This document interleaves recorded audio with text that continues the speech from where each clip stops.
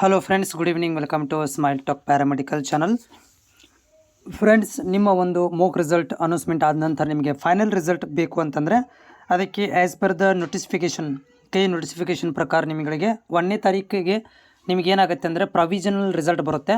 ಅದು 100% ಫೈನಲ್ ರಿಸಲ್ಟೇ. ಆದ ನಂತರ ಕನ್ಫರ್ಮೇಷನ್ ನಿಮ್ಗೆ ಆರ್ಡರ್ ಕಾಪಿ ಡೌನ್ಲೋಡ್ ಮಾಡ್ಕೊಳ್ಳೋಕ್ಕೆ 2ನೇ ತಾರೀಕಿಗೆ ರಿಸಲ್ಟ್ ಬರುತ್ತೆ. ಅವತ್ತೇ ನಿಮಗೆ ಆರ್ಡರ್ ಕಾಪಿ ಡೌನ್ಲೋಡ್ ಮಾಡ್ಕೊಳ್ಳಿಕ್ಕೆ ಕೂಡ ನಿಮಗೆ ಏನು ಬಂದು ದಿನಾಂಕಗಳನ್ನು ಕೊಡ್ತಾರೆ. ಅಡ್ಮಿಷನ್ ಆಗಲಿಕ್ಕೆ ದಿನಾಂಕಗಳನ್ನು ಕೊಡ್ತಾರೆ.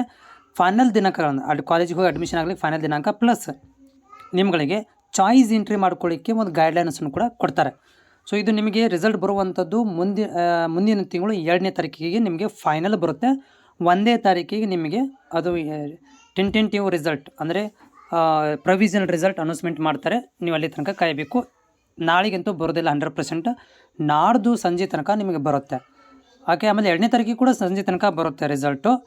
ಆಮೇಲೆ ನೀವು ಡಿಸೈಡ್ ಮಾಡ್ಕೋಬೇಕಾಗತ್ತೆ, ನಾವು ಹೋಗಿ ಅಡ್ಮಿಷನ್ ತೊಗೋಬೇಕಾ ಅಥವಾ ಹೋಲ್ಡಲ್ಲಿ ಇಡಬೇಕಾ. ಅದಕ್ಕೆಲ್ಲ ಗೈಡ್ಲೈನ್ಸನ್ನು ಕೇಳಿದವರು ಏನು ಮಾಡ್ತಾರೆ ಅಂದರೆ ಮುಂದಿನ ದಿನಗಳಲ್ಲಿ ನಿಮಗೆ ರಿಲೀಸ್ ಮಾಡ್ತಾರೆ.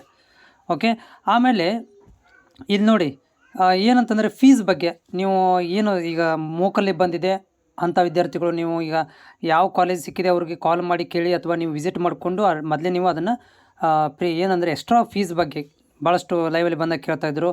10,000 ಜೊತೆಗೆ BS ನರ್ಸಿಂಗ್ ಮತ್ತು BPT LRL ಸೈನ್ಸ್ ಇವುಗಳಿಗೆ ಫೀಸ್ಗಳ ಜೊತೆಗೆ ಆರ್ಡರ್ ಕಾಪಿಯಲ್ಲಿ ಕೊಟ್ಟಿರುವಂಥ ಫೀಸ್ಗಳ ಜೊತೆಗೆ ಕೂಡ ಏನು ಮಾಡ್ತಾರೆ ಅಂದರೆ ಪ್ರೈವೇಟ್ ಕಾಲೇಜಿನವರು ಕ್ಲಿನಿಕಲ್ ಫೀಸು ಅಂಥೇಳಿ ಒಂದು ಸ್ವಲ್ಪ ದುಡ್ಡನ್ನು ತೊಗೋಬೋದು ನಿಮ್ಮ ಕಡೆಯಿಂದ.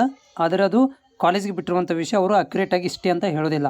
ಅದರ ಜೊತೆಗೆ ಗೌರ್ಮೆಂಟ್ ಕಾಲೇಜುಗಳಲ್ಲಿ ನಿಮಗೆ ಬ್ರೇಕೇಜ್ ಫೀಸು ಅಥವಾ ಏನಪ್ಪ ಅಂದರೆ ಒಂದಷ್ಟು ಡೆವಲಪ್ಮೆಂಟ್ ಫೀಸ್ ಅಂತೇಳಿ 2,000 3,000 ತನಕ ತೊಗೋಬೋದು. ಒಂದಷ್ಟು ಕಾಲೇಜಲ್ಲಿ ತೊಗೊಳ್ಳೋದಿಲ್ಲ, ಮ್ಯಾಕ್ಸಿಮಮ್ ತೊಗೊಳ್ಳೋದಿಲ್ಲ, ಮಿನಿಮಮ್ ಒಳಗಡೆ ತೊಗೊತಾರೆ.